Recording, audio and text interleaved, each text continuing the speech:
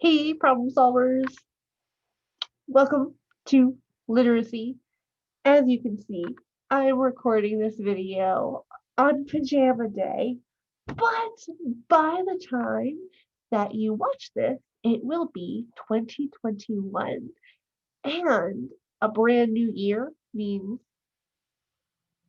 time to learn more and more about the wonderful world of literacy. But before we move on, I would love to review what we learned in December because it's been a while, right? It's been a nice long break. And I want to make sure that we don't forget all of the important information that we learned in December. So, without further ado, let's review.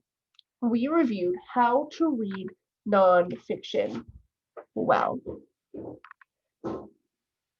Remember, when we talk about this, we're talking about learning how to read nonfiction in the reading to learn way, not so much in the waiting for the dentist way. But these skills are going to really help you when you are reading to do research for papers, or literally any other reason why you would read to learn. So, step one was to make a connection to your text. I already know. I care about. Ask yourself, why am I reading this book? Why do I care about this subject? And you know what? The answer to that might not always be right in front of your face. You might need to think about it for a little bit and make those connections. But I know that we are all really inquisitive people who love to learn. So, no matter what the subject, you should be able to make a connection and tell yourself, right, this is what I already know, and this is why I care about this subject. It's going to make it a lot more enjoyable and therefore a lot easier to read the book. The next thing nonfiction readers do, review the whole text and predict how it might go. So this is when we use our prior knowledge of the topic, and this is when we scan the text features to see what information we might learn. So in this part, you might look at chapter titles, like the table of contents. You might look at headers, pictures, the index, the glossary.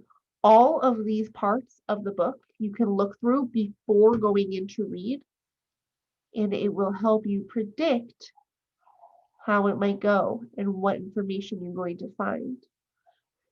So you can say, well, in this part, I can see that this book is about tornadoes. So if I'm doing a paper on tornadoes, I can be like, oh, perfect. This is exactly what I need, right?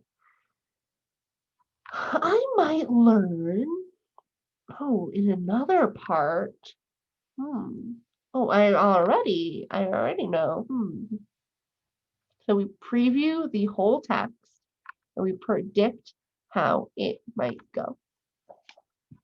Then what do?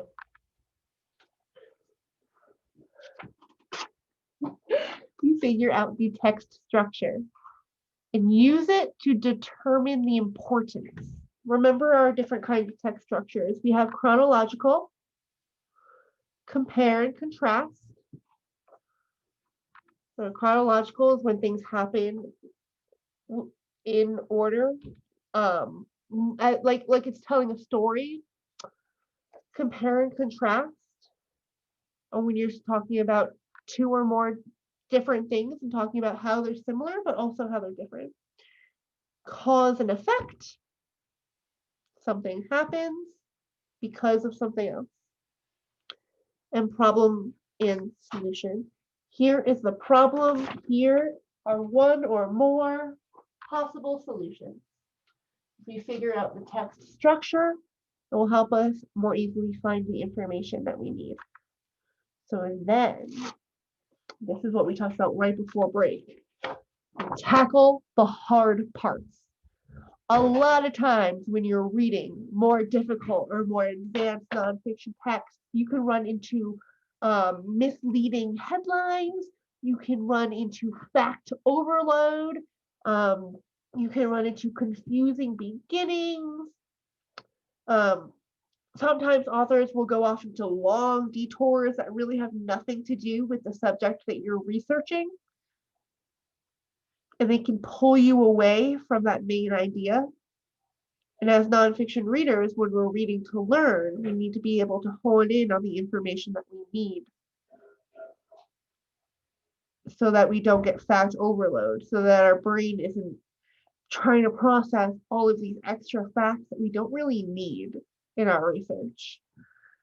So again, misleading headlines, fact overload, confusing beginnings, extra information, detours, are you going the wrong way? Ask yourself, what is this part teaching? Right?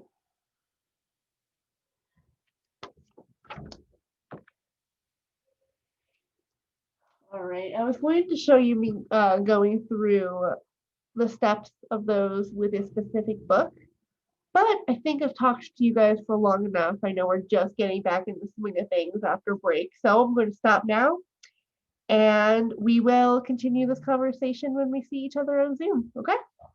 I love you all, and I will see you very soon. Bye.